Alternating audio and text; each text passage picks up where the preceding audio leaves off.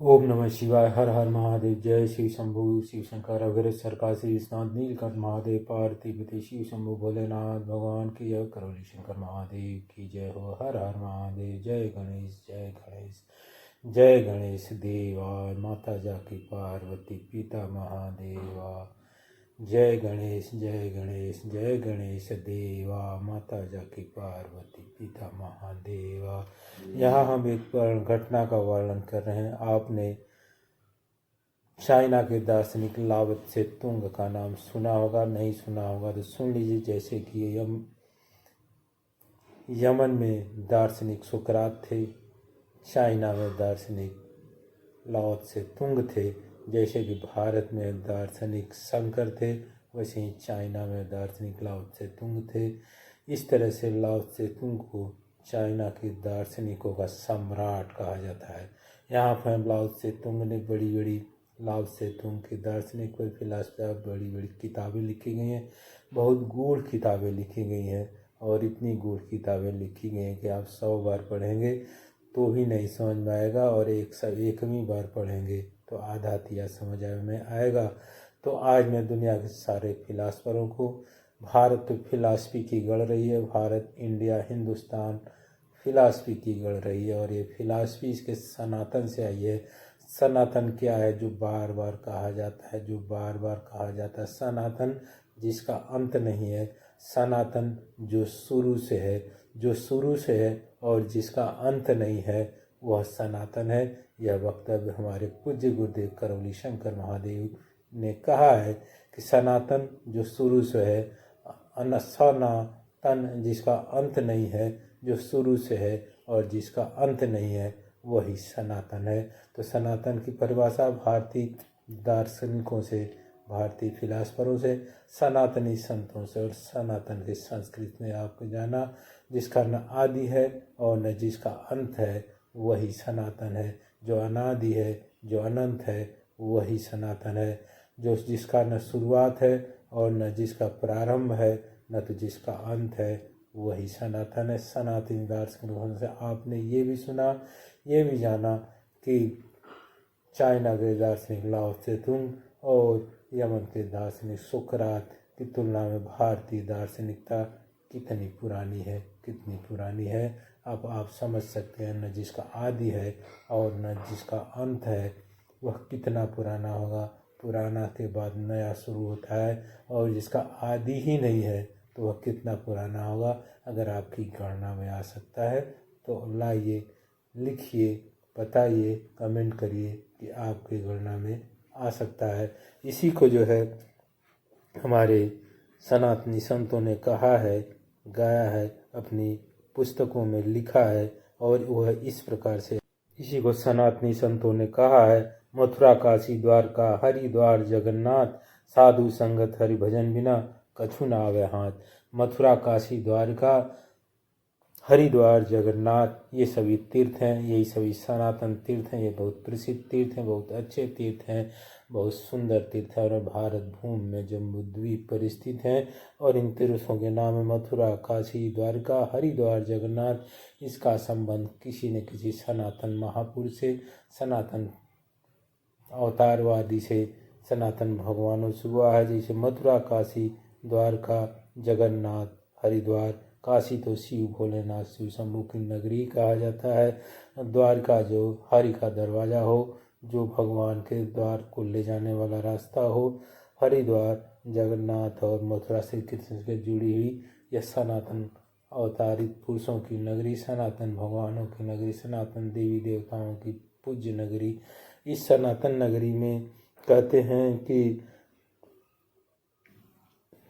मथुरा काशी द्वारका हरिद्वार जगन्नाथ, साधु संगत हरि भजन बिना कछु न आवे हाथ। साधु की संगत और हरि के भजन बिना कुछ भी हाथ नहीं आता है। आप इस जगत में पैदा हुए, कहीं खाली हाथ से आया था, मुट्ठी बांधे आया था, हाथ पसारे जाएगा। मुट्ठी बांधा था तो भी खाली था, हाथ पसारा था तो भी खाली था। फिर जब खाली ही जाना था, तो बीच में जो किया सब अच्छा ही किया। लेकिन ये खाली आना खाली जाना किसी मतलब का नहीं है। ये एकदम बकवास, एकदम झूठा है।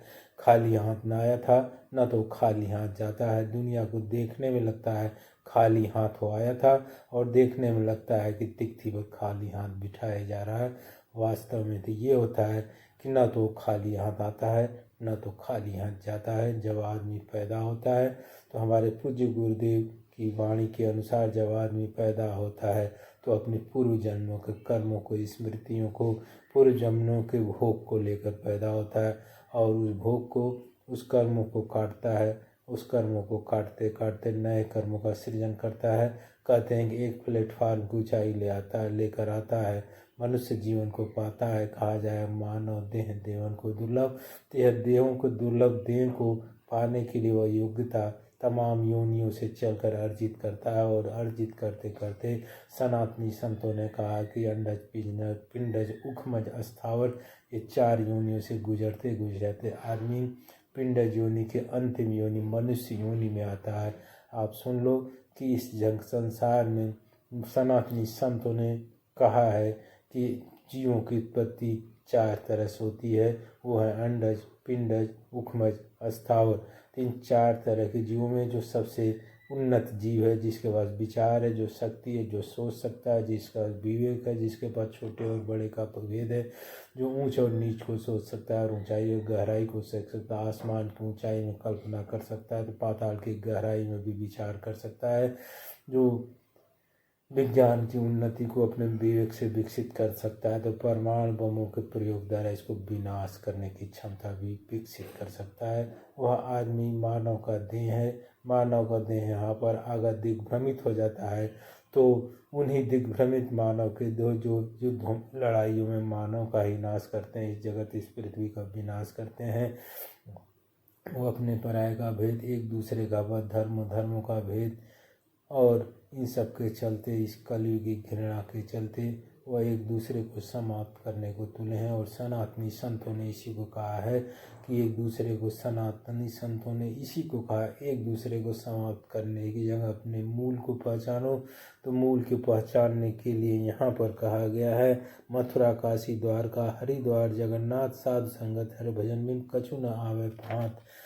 अगर तुम मथुरा, काशी, द्वारका, हरिद्वार, जगन्नाथ जाते हो तो कितनी अच्छी बात है, लेकिन साधु संगत, हरि भजन बिना कछु न आवे हाथ। साधु की संगत और हरि के भजन बिना कुछ भी हाथ नहीं लगता है। मैं अभी हरिद्वार में पिछले माह नवंबर में प्रभु की कृपा से गया हुआ था, तो यहाँ पर मैंने देखा कि साधु वेशधारी बहुत सी महिलाएं जो साधुओं का वेशधारी की में से बहुत से पुरुष जो पीला सनातनी संतों का भेष धारण किए हुए नदी के किनारे, गंगा के किनारे, घाटों के किनारे प्रमुख स्थानों पर बैठकर भगवान के नाम पर भिक्षा मांग रही हैं। यह कितनी अच्छी या बुरी बात नहीं है। मैं तो यहाँ पर ये कह रहा था कि साधु संगत, हरि भजन बिन कछु न आवे हाथ। चाहे मथुरा, काशी, द्वारका, जगन्नाथ, कहाँ भी तीर्थ चले जाओ, चाहे तुम काशी से कैलाश चले जाओ, तुम मक्का से मदीना चले जाओ, लेकिन साधु संगत, हरि भजन बिना कछु न आवा हाथ, कुछ भी हाथ नहीं आता है। यहाँ पर साधु संगत का मतलब है साधु एक स्वभाव है, साधु कोई वेश नहीं है, और एक स्वभाव जो परमात्मा से जुड़ा हुआ, जो भगवान से जुड़ा, अल्लाह से जुड़ा, जो खुदा से जुड़ा हुआ है, जिसका वह खुदा की खुद की रेडियो है, वो खुदा की ऊर्जा से ऊर्जित है, और उसके संगत मिलती है तो साधु की संगत। और वह बताता है कि हरि का भजन करो। जब हरि का भजन करोगे, साधु की संगत और हरि का भजन करोगे, तभी कुछ हाथ आएगा। इन तीर्थस्थलों में जाने से कुछ नहीं होगा, लेकिन याद रखना, इन तीर्थस्थलों की महत्ता इस बात से कम नहीं हो जाती कि यहाँ ये कहा गया काशी भोलेनाथ की नगरी है, भोलेनाथ की आबोहवा, छाया छाया, देवादिदेव महादेव सनातनी प्रभु भगवान भोलेनाथ की नगरी है। यहाँ जो कहा जाता है काशी में जाता है उसको जीते जी मुक्ति मिल जाती है। यहाँ तक कहा गया काशी में जन्म लेने वाला तो मुक्ति का हकदायी होता है। बहुत से जीव जंतु और सनातनी संतों ने कहा है कि प्रश्न पूछा जाता है कि काशी के गंगा जल को क्यों लोग नहीं ले जाते हैं बोतलों में, कैनों में भरकर। मैं हरिद्वार गया तो वहाँ गंगा जल को कैनों और बोतलों में भर के ले जाते हैं। जब मैं कहीं भी जाओ तो वहाँ के जल को वहाँ के पवित्र नदी के जल को, पवित्र स्थान के जल को आप अपने घरों में ले जाते हैं, घरों में छिड़काव करते हैं, पूजा स्थलों में छिड़काव करते हैं, अपने शुभ कार्यों में प्रयोग करते हैं। लेकिन काशी के गंगा जल को लोग नहीं ले जाते हैं, और काशी के गंगा जल को वही ले जा सकता है जो काशी में रहता है और जिसका मूल निवास काशी, जो काशी में अपनी पूजा मंदिर बनाया हो, और काशी का गंगा जल काशी में ही खपे तभी वो ले जा सकता है। काशी का गंगा जल शास्त्रों के द्वारा बाहर नहीं ले जाने की अनुमति है। हमारे प्रमुख शंकराचार्य, हमारे हिंदू धर्म के पुरोधा और शंकराचार्य, सनातनी पुरोधा और शंकराचार्य ने कहा काशी का जल इसलिए नहीं ले जाया जाता कि काशी की भोलेनाथ की नगरी है, काशी भोलेनाथ की नगरी, बम बम की नगरी, भोलेनाथ, शिव शंभु, शिव शंकर, योगेश्वर की नगरी के कारण काशी का जल में रहने वाले जितने भी जीव जंतु हैं सभी यदि यहाँ पर अपने जीवन को, लीला को समाप्त होता है, उनका यहाँ पर जीवन लीला समाप्त होता है, वो अपने जीवन यात्रा को पूरा करते हैं, यहाँ पर मृत्यु की गोद में समाते हैं तो उनकी मुक्ति हो जाती है। और काशी के गंगा जल को ले जाएंगे आप दूसरी जगह पर, तो वो प्राणी जिन्होंने काशी के गंगा जल में जीवन डाला था अपना और उनकी मुक्ति निश्चित थी, उनको आप दूसरी जगह ले जाकर उनको उनके मुक्ति से वंचित कर देते हैं। इस तरह से काशी का गंगा जल आप दूसरे जगह के लोग अपने घरों के पूजा घरों में यूज करते हैं, अन्य कार्यों में, भूसा भलाई के कार्यों में यूज करते हैं, तो काशी का गंगा जल एक सामान्य गंगा जल हो जाता है। जैसा कि शंकराचार्य प्रभु ने कहा है कि काशी का गंगा जल आप यदि दूसरे जिलों में रहते हैं जो काशी क्षेत्र से बाहर, और वहाँ अपने पूजा घरों में इसका प्रयोग करते हैं, तो वह काशी का गंगा जल आपका पवित्र नहीं रह पाता है। तो इसीलिए कह रहा है कि मथुरा, काशी, द्वारका, हरिद्वार, जगन्नाथ, साधु संगत, हरि भजन बिना कछु न आवे हाथ। साधु की संगत और हरि के भजन के बिना कुछ भी हाथ नहीं आता है। खाली हाथ आए तो एक हाथ पसारे जाएगा। यहाँ पे झूठा है, यदि साधु संगत और हरि भजन नहीं मिला तो जो भी पुण्य बना कर लाए तो वो सारे पुण्य तो जीवन जीने में छीन हो गए, वही सारे धर्म, सारे कर्म, सारे पुण्य जीवन जीने में खर्च हो गए, और धर्म मिला नहीं तो कर्म की सही गति नहीं बनी, तो नया पूर्ण क्रम बना नहीं, और आप हाथ पसार के जाते हो तो और निम्न क्रम में चले जाते हो। यहाँ पर कहते हैं कि मानव की देह गति, मानव का देह देवन को दुर्लभ। यदि आपने मथुरा, काशी, द्वारका, हरिद्वार, जगन्नाथ, साधु संगत, हरि भजन बिना कछु नावे हाथ, यदि यहाँ पर आप मथुरा, काशी, द्वारका, हरिद्वार, जगन्नाथ में जाते हैं तो यहाँ साधुओं का जमावड़ा होता है। उन साधुओं में से किसी ऐसे साधु को चुन लेना जो योग्य हो, जो समर्थ हो, जो ज्ञानी हो, जो कर्मयोगी हो, जो तपस्वी हो, जो ध्यानी हो, उसको पकड़ करके उसकी संगत करना, उसको अपना गॉडफादर बना लेना, तो हरि भजन का रास्ता वो बताएगा। तब तुम्हारे हाथ में कुछ आएगा, और जब मर के जाओगे आप इस जगत से तो आपका हाथ खाली नहीं रहेगा, तब आपका हाथ भरा होगा। तो कहे मुट्ठी बांधे आए थे, हाथ पसारे जाएगा, हाथ फैलाया जाएगा, हाथ पसारे जाए, ऐसा गलत होगा।